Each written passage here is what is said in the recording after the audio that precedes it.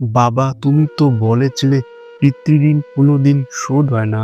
তুমি ২৬ বছরে আমার পিছনে যত টাকা খরচ করছো, তুমি কি জানো আমি আগামী ৩ বছরে সে টাকা তোমায় ফিরিয়ে দিতে পারবো?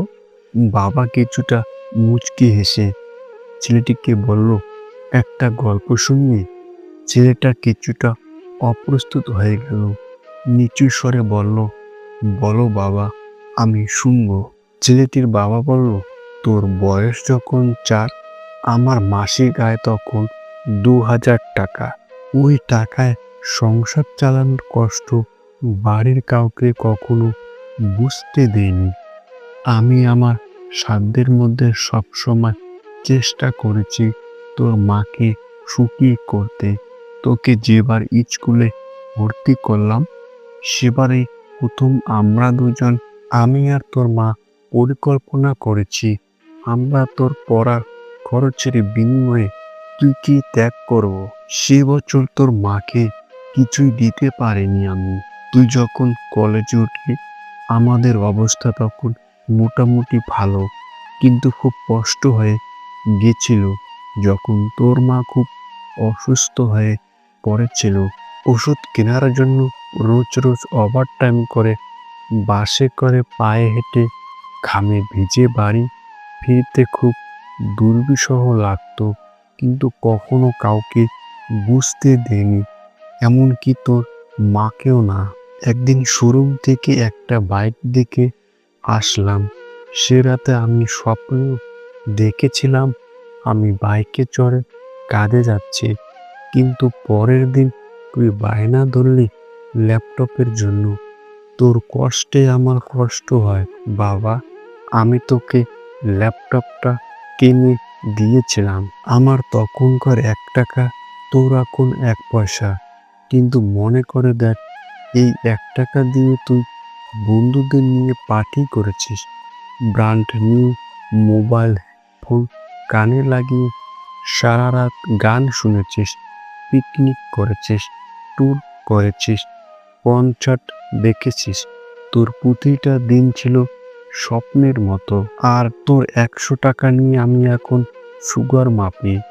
জানিস, আমার মাছ খাওয়া নিষেধ, মাংস খাওয়া নিষেধ। কি করে এত টাকা খরচ করি বল?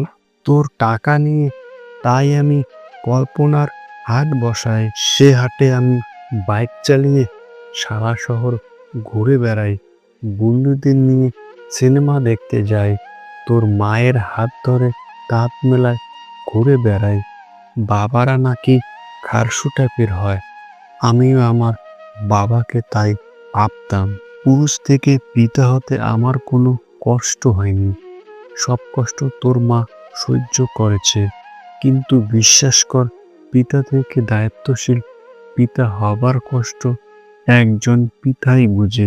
যুগে যুগে সর্বস্থানে মাতৃবন্দনা হলেও পিতৃবন্দনা কোথাও দেখেছিস? পিতৃবন্দনা আমি আশাও করি না। সন্তানের প্রতি ভালোবাসা কোনো পিতা হয়তো প্রকাশ করতে পারে না, তবে কোনো পিতা কখনো সন্তানের প্রতি দায়িত্ব পালনে বিচ্যুত হয় না। আমি তোর পিছনে আমার যে কষ্টার্জিত অর্থ ব্যয় করেছি, তা হয়তো তুই ৩ বছরে শোধ দিতে পারবি, কিন্তু যৌবনে দেখা আমার স্বপ্নগুলো, যে স্বপ্নের কাঠামোতে দাঁড়িয়ে তুই আজ তোর ঋণ শোধের কথা বলছিস, সেই স্বপ্নগুলো কি আর কোনোদিন বাস্তব রূপ পাবে?